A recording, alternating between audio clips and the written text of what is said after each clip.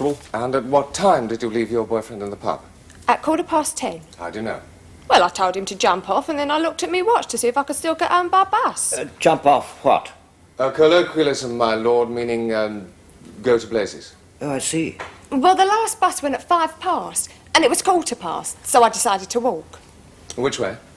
Well, across the heath, of course. The pub's on one side of the heath, see, and the only way home for me is across it. All round, but that would have taken hours. So you set off across the heath. That's right. Now, would you tell the court, please, in your own words, exactly what happened next? Well, I'd only been going about 10 minutes when I wished I hadn't. It was that dark and scary. And by the time I got near the pits, well, it was terribly quiet, and everything seemed miles away. I mean, roads and people and things. Yes. Well, then this chap suddenly jumps out on me. He grabbed me from behind. This was at a place called the Pits. That's right. That is marked .5 on your maps, members of the jury. Now, Miss Crossland, did you hear this man before he actually touched you? Well, yeah, just before. I heard a noise just before, but it was really all at once. And? Well, he grabbed me round the neck from behind, and he flung me to the ground, and he came right down on top of me. He tore open my shirt, and then he started to rip my zip open, on my trousers. Well, I was hitting him, and I was scratching and clawing and biting him, until I managed to land him a really hard one in the rocks. In the what? In the crutch, my lord. Oh, thank you. Miss Crossland, did you manage to get a good look at him? Oh, yeah. It was... Just a moment, please, before you tell us that. Will you tell us what happened next? Oh, I was frightened, wasn't I? I just ran. I ran away from him until I got to the road. And then this police car saw me and stopped, and the policeman leaned out and said... No, you can't tell us that, Miss Crossland. Were you able to give the police a good description of your attacker? Oh, yeah. So you saw him quite clearly, then? Yes. Would you tell us, please, what part you took in the subsequent investigation? Well, the day after, Sergeant Tyndall brought some clothes round to show me. They were like the ones worn by my attacker the previous night. He then showed me some photos and asked Lord. if I... Yes. Members of the jury, there is nothing sinister or significant in the reference to photographs. It is simply that there are laws of evidence which must be obeyed. Forget about any photographs. Kindly keep your witness under control, Mr. Eliot. I beg your lordship's pardon. Miss Crossland, did you attend an identity parade later the same day? Yes, I did. Did you pick anyone out? Yes, the man who attacked me. And did you have any doubts about the identification? No. No, I didn't. And do you see that man in court now? Yeah, it's him. Thank you, Miss Crossland. Miss Crossland, how did you recognize the defendant at the identity parade? Well, I just recognised him, that's all. But what did you recognize about him? Look, he was the man who attacked me. You were absolutely sure? Well, of course I was. He had these scratches all over his face. Scratches? Yeah, where I clawed him. And I wish I'd clawed his bloody eyes out, too. But the others in the parade, they had scratches too. Yeah, but not like his. In what way were his different? Well, they were deeper and longer. I got nails, look. The defendant was the only man in the parade so severely marked. Yes. Miss Crossland, you live in the same town as the defendant. Had you ever seen him before? No, not before he attacked me. Not before he attacked you. Does that mean you had seen him before the identity parade? I think so. Really, Miss Crossland? And how was that? Well, the sergeant took me out in his car. He told me to look at people in the street and ask... And were you on duty, Sergeant, on the evening of March the 1st? No, sir. No, I went to visit my sister over at Winterbourne, sir. And which route did you take when returning? The B1215, sir, along the edge of the heath. About what time was that? Well, I passed Heath at about 10:20 p.m., sir. Did you notice anything as you drove back? Yes, I did, sir. Vintage MG, painted green, parked half off the road into the bushes on the edge of the heath itself, sir. Did you recognize it? Oh, yes, sir. It belonged to the defendant.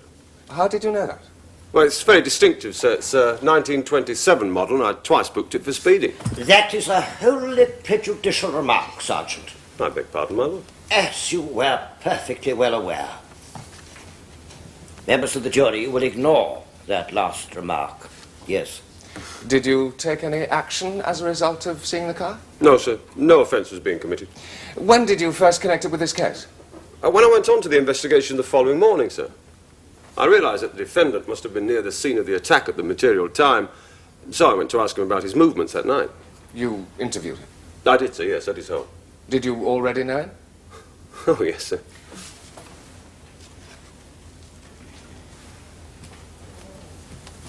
And when you interviewed him, what did he have to say? Well, in reply to my question, where were you at 10:25 last night, he said, I have nothing to say. I then said, I have reason to believe that you were in the vicinity of the Heath. Is this correct? He did not reply. I then searched his room, sir. I found a quantity of clothing concealed under a bed cover in the wardrobe. Is this the clothing? Exhibit 6, my lord. Yes, sir, it is.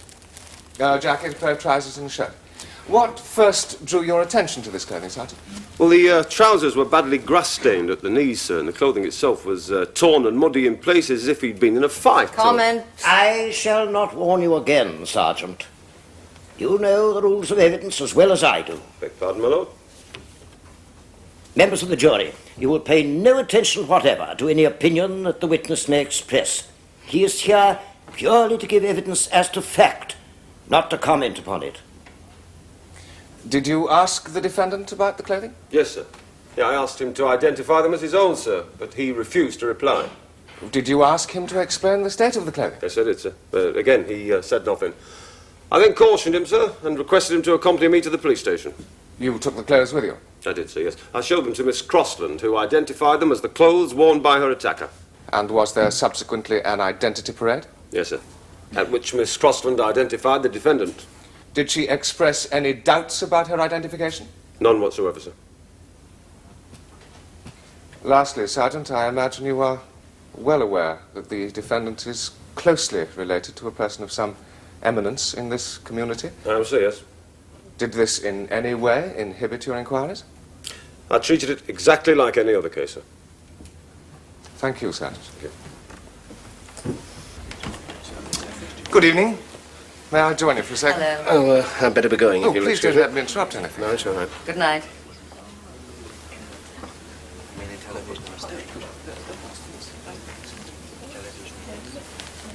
You're looking very smug, James. What have you been up to? Nothing to look smug about. You're doing brilliantly. Made Sergeant Tyndall look like Mr. Fixit. Ridiculous. I only made a dent in him. No, I wouldn't say that. You've been making hay with all my witnesses. Think you might even win this one. Another drink? No, thank you. I've far too much work to do. Yeah, me too. Oh, well. Oh, by the way, I shall be calling a new witness tomorrow. Oh, yes? Yes. I'll see you get a copy of the statement. Good night. James? Harriet. Who? Sergeant Tyndall tracked her down. Mrs. Elizabeth Lee. Simon was with her that evening, didn't you know? You're calling her? Yes.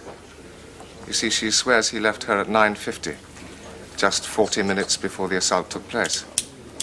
And in one hell of a state. I wish to call an additional witness whose statement does not appear in the bundle before your lordship. My learned friend already has a copy of this witness's statement. I now hand up a copy to the bench. Thank you. Miss Peterson. I have no objection, my lord. Very well. I call Mrs. Elizabeth Lee. No! The prisoner will be silent. But he can't! Unless you are silent, I shall have you taken below. Yes, Mr. Eliot. Lord. You are Mrs. Elizabeth Lee of 43 The Crescent Marketplace? I am, You know the accused? yes, How well do you know him? very well. Mrs. Lee, you must speak up. I know him very well, And was he with you on the evening of March the 1st? yes. For how long? He arrived about 7, And at what time did he leave? 10 to 10. He left your house at 10 minutes to 10. Yes, Will you tell the court about that meeting? Was your husband present? no, just my 2 little girls and me. You are estranged from your husband. No, but he isn't there very much. His job takes him away. And what took place between the defendant and yourself on that night? We had a row. Yes? I told him... I told him that we had to stop seeing each other. Why? Well, I'm a lot older than he is. You had been seeing each other, as you put it, for some time? Over 2 years. Were you lovers? We were Yes? very fond of each other. Were you lovers? No. Elizabeth! Sorry, Simon. You were not lovers? No. You are upon oath, remember? Son, no. Very well. Mrs. Lee, you say you were not lovers. How then would you describe your relationship? I don't understand. I think you do, Mrs. Lee. Would you say you were more like mother and son? Well, I suppose... Well, with me being older, Simon probably did come to think of me as a kind of mother, yes. In which way exactly? Well, he brought his problems to me. We discussed things. Came to light? To a certain extent. So yes. that when you told him he had to go away, what effect did this have on him? Mrs. Lee? It came as a great shock to him. He was hurt and upset. Simon Robbins had been seeing you for 2 years. What made you reach this decision to end the relationship? Well, I just felt that it was time, that it was right. I suspect there was a more specific reason. I'll ask you again, Mrs. Lee. Why did you send him away? He was becoming an embarrassment. You mean 2 years of platonic adoration was enough? Yes. Or possibly there was a less platonic contender for your affections? That's not true! I will not have these outbursts in my court. You have agreed, have you not, Mrs. Lee, that your decision caused distress to Simon Robbins? What exactly was his condition when he left your house at 10 minutes to 10 that night? He slammed out of the house. He was weeping and hysterical, and I was frightened. He looked capable of violence? Yes. Thank you, Mrs. Lee. Oh, no, wait, I meant to me! Now you say that...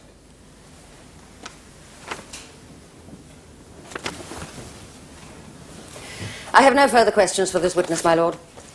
Very well. You may stand down, Mrs. Lee. That concludes the case of the prosecution, my lord. Thank you. Miss Peterson. I call the defendant, Simon Charles Robbins.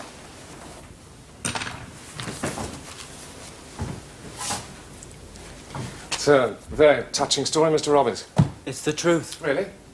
All of it? Yes. Well, there is this curious difference of opinion as to whether you actually made love or not. That's odd, isn't it? We did make love. But Mrs. Lee says you didn't. Can you explain that? No.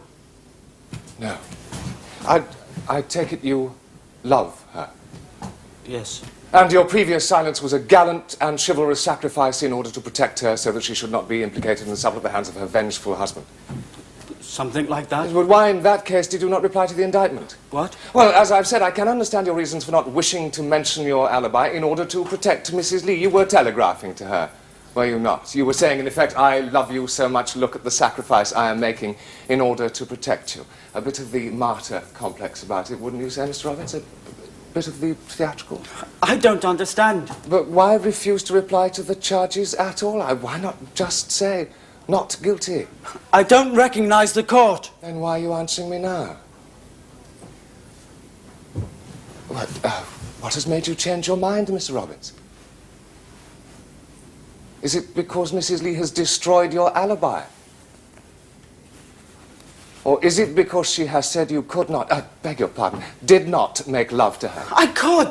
I could. Ah, yes. Tell me, Mr. Robbins, was this your first affair? What? With Mrs. Lee, your first affair? Yes. You're not an experienced lover, then? I am experienced. Really, how? My lord, this is cruel and unnecessary. It has nothing to do with whether the defendant was on the heath that night or not. It is my contention, my lord, that this young man is a liar. I am entitled to test that. Very well. I'm obliged, my lord. Mr. Robbins, when was the first time you slept with Mrs. Lee? I don't remember. It was 2 years ago. You don't remember? That's not very complimentary, is it? Look, it's very private and I don't want to discuss come it now, at all. you've never slept with her at all, have you? Of course you I have have. the most intense relationship, I grant you that, but you've never been to bed with her in your life. There's no shame in admitting it. There's nothing wrong. Yes? love her. Don't doubt that you love her. No one doubts that you have the most deep and sincere and true love for her, and that you want to marry her. That is most honourable and most responsible, but you've never slept together, have you? No. And in your row, she taunted you with this. Yes. She said if you were a man, you'd have done something about it. Not like that. Or something like that. Yes. She was cruel to you. She was cruel and bitchy. After your 2 faithful years of love, after you had protected her and cared for her, she actually taunted you with not sleeping with her. I hated her. I wanted to hurt her. I said that she didn't excite me because she was too old. And she said... I bet you couldn't even make it with someone your own age. You drove out to the heath and attempted to prove that you could. You were hysterical. You are not in control of yourself, but that is what she drove you to, isn't it? It was her fault. Yes. Yes.